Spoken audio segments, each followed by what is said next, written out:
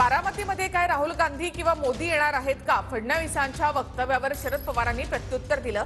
बारामतीची लढत ही स्थानिक पातळीवरच्या समीकरणांची आहे असं पवारांनी म्हटलं आहे। बारामतीची लढाई मोदी विरुद्ध राहुल गांधी अशी आहे असं वक्तव्य फडणवीसांनी केलं होतं। त्याचा पवारांनी समाचार घेतलाय। लोकांना असं वाटतं की बारामतीची लढाई ही पवार साहेब आणि अजितदादांची आहे।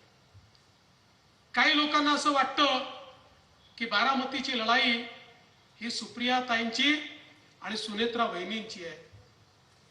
न ही लढाई पवार साहेब अजितदादांची आहे, न ही लढाई सुनेत्राताई सुप्रियाताईंची आहे।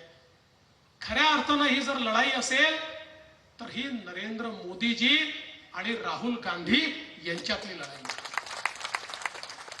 काही लोक सांगतात की ही निवडणूक आता सांगितलं गेलं ही स्थानिक नाही आहे, ही मोदी आणि राहुल गांधी यांच्यात आहे।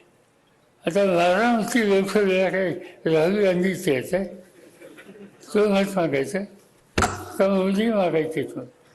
माझ्या दृष्टीनं हा निवडणुकीचा प्रश्न स्थानिक आणि इथल्या स्थानिक जनतेच्या मताच्या सामुदायिक शक्तीच्या जोरावर देश पातळीवर योग्य काम कसं होईल हे बघणार यांच्यातली ही निवडणूक आहे।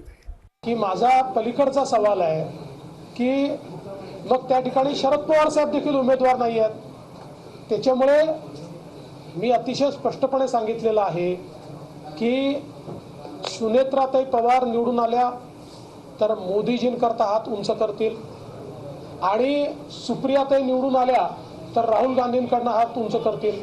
म्हणजे सुनेत्राताईंना दिलेलं मत हे मोदीजींना मत आहे, सुप्रियाताईंना दिलेलं मत हे राहुल गांधींना मत आहे। इतकं स्पष्ट सांगितलंय।